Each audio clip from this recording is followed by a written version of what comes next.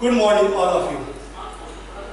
बहुत मैसेज भी आया, बहुत कमेंट भी आया कि फिजिक्स समझ में नहीं आता, इसका कारण क्या है। यानी फिजिक्स समझ में क्यों नहीं आ रहा है, इसका कारण सबसे पहले हम जानेंगे। कारण तो बहुत सारी बातें हैं क्यों नहीं फिजिक्स समझ में आ रही है। और टीचर पढ़ाते हैं, बहुत सारे टीचर पढ़ा रहे हैं, बच्चे नहीं समझ पा रहे हैं, कहते हैं न्यूमेरिकल सॉल्व नहीं हो पा रहा है, ये नहीं समझ रहे, उसकी थ्योरी नहीं समझ पा रहे हैं। इसका कारण क्या है? तो हम इस कारण को लेकर आपके बीच आए हैं। न्यूमेरिकल कैसे फेस किया जाए, किसी भी सवाल को आईआईटी मेडिकल के सवाल को कैसे बनाया जाए, इस चीज को हम दिखाने के लिए हम मोटिवेशनल क्लास में आपके बीच आए हैं। तो आइए सबसे पहला नंबर हम बात करें कि मोटिवेशनल क्लास में सबसे पहले स्टडी एवरी डे, यानी पहला पॉइंट जो बन रहा है स्टडी एवरी डे। आप लोग रोज खाना खाते हैं क्या? अगर हम एक दिन खाना खा लें और कहें कि 5 दिन के बाद खाएंगे, 7 दिन के बाद खाएंगे, क्या ये संभव है, पॉसिबल है? तो आप कहिएगा नहीं पॉसिबल है। तो उसी प्रकार जब आप फिजिक्स पढ़ते हैं तो प्रत्येक दिन 2 घंटा आप उसको पढ़िए, यानी प्रत्येक दिन 2 घंटा किसी भी सब्जेक्ट को आप पढ़ सकते हैं। तो अगर फिजिक्स की बात हम कर रहे हैं तो आपको 2 घंटा उस पर फोकस करना पड़ेगा, उसको पढ़ना पड़ेगा। आप ये सोच लीजिएगा कि एक दिन हम 5 घंटा पढ़ लिए, हो गया, एक दिन 7 घंटा पढ़ लिए, हो गया, अब हमसे उसको छोड़ दिए, तो वो कभी आपको समझ में नहीं आएगा। इसका कारण है कि आप उस चीज को कभी सीख नहीं पाएंगे। तो हमेशा याद रखिए, जो भी सब्जेक्ट आप पढ़ रहे हैं तो याद रखिए स्टडी एवरीडे, आपको प्रत्येक दिन पढ़ना होगा। जब तक आप प्रत्येक दिन नहीं पढ़ेंगे तो आपका यह तैयार नहीं होगा। पहला पॉइंट हुआ। दूसरा पॉइंट, रीड टेक्स्ट बुक। हमारे यहाँ सभी टीचर कहते हैं बच्चों को कि जब हम जो चीज पढ़ाए वही पढ़ो। ये बहुत ही गलत बात है। यानी आप अगर टेक्स्ट बुक नहीं पढ़ेंगे, टेक्स्ट बुक में बहुत सारे साइंटिफिक लॉजिक होते हैं, बहुत साइंटिस्ट का उसमें निचोड़ होता है, लेकिन टीचर कहते हैं, बहुत जगह सब जगह के टीचर सभी यही कहते हैं कि जो मैंने पढ़ा दिया उसको पढ़ लो, काफी है। नहीं काफी है। जब तक आप टेक्स्ट बुक का अध्ययन नहीं करेंगे, कौन टीचर क्या पढ़ाया आपको वो भी नहीं पता चलेगा। कौन सा टॉपिक छूट गया, हम लोग टॉपिक छोड़ देते हैं, हम लोग भी टॉपिक छोड़ के पढ़ा देते हैं, ये पता नहीं चलता। जब तक आप टेक्स्ट बुक का स्टडी नहीं करेंगे आपको ये समझ में नहीं आएगा। तो line by line her line का मीनिंग होता है। इसलिए कहा जाता है कि आप रीड द टेक्स्ट बुक, यानी आप टेक्स्ट बुक पढ़ें। जब तक आप नहीं पढ़ेंगे तो आपको वो टॉपिक पता ही नहीं चलेगा। तो आप पढ़ें, यानी इसलिए कहा गया रीड टेक्स्ट बुक, यानी आपको टेक्स्ट बुक पढ़ना पड़ेगा। पॉइंट नंबर 3 कहा गया read text book before class.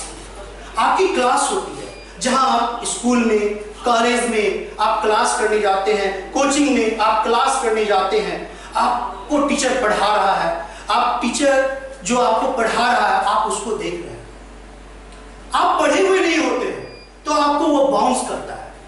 क्यों? क्योंकि उस चीज के बारे में आप जान नहीं रहे, आपने उसे पढ़ा नहीं, आपने उसे देखा नहीं, जिस कारण से उसको आप समझ नहीं पा रहे, जिस कारण से आप उसको समझ नहीं पा रहे, कैच नहीं कर पा रहे। इसका सबसे बड़ा कारण है कि आपने पहले उस चीज को नहीं पढ़ा।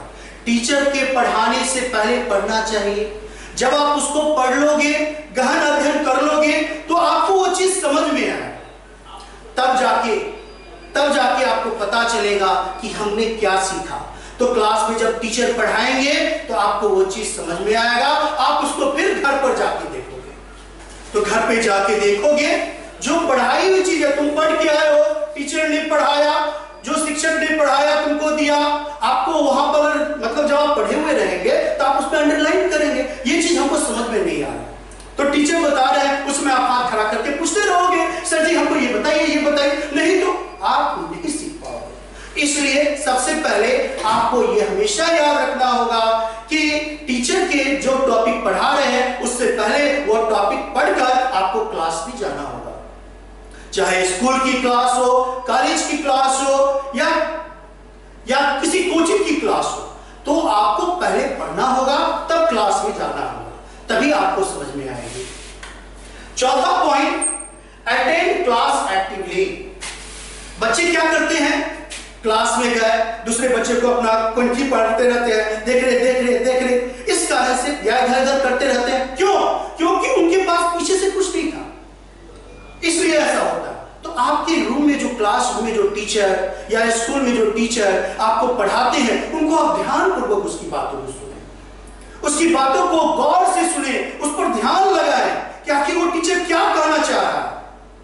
किसी भी सब्जेक्ट में टीचर जो चीज बताना चाह रहा है, आप उसको ध्यान से देखें। किसी भी सब्जेक्ट में अगर आप ध्यान से देखिएगा, आपकी क्लास की एक्टिविटी भी आपकी देखी जाएगी, तभी आप आगे बढ़ सकते हैं।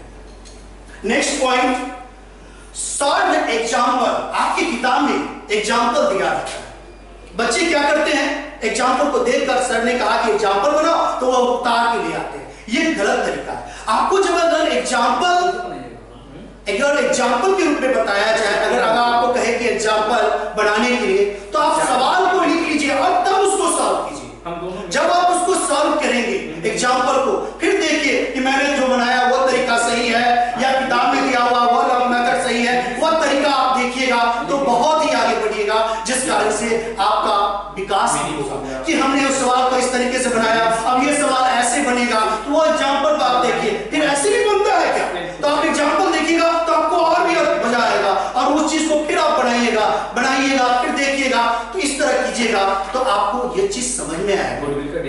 एक्टिविटी आप पर देखी जाती है कि हमने जो एग्जाम्पल का क्वेश्चन बनाया वो लॉन्ग मेथड से बना हुआ था, हम शॉर्ट तरीका जानते हैं, हम क्या छोटा बड़ा कर सकते हैं, उस तरह अगर आप बनाइएगा बहुत आगे बढ़िएगा। आपका क्वेश्चन भी ज्यादा मात्रा में सॉल्व होने लगेगा। जितना आप क्वेश्चन में उसमें अंदर जाइएगा, उस फार्मूला पर जाइएगा, उतना आप क्वेश्चन को सॉल्व कर सकते हैं।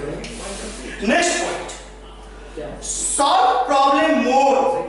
जितना आप प्रॉब्लम को सॉल्व कीजिएगा, ज्यादा से ज्यादा जितना सॉल्व कीजिएगा उतना आप आगे बढ़िएगा। जितना आप प्रॉब्लम को बना सकते हैं, जितने 100-150 न्यूमेरिकल को एक फार्मूला पर घस सकते हैं, बना सकते हैं, उतना आपके में विकास होगा, आप उसको आगे करेंगे।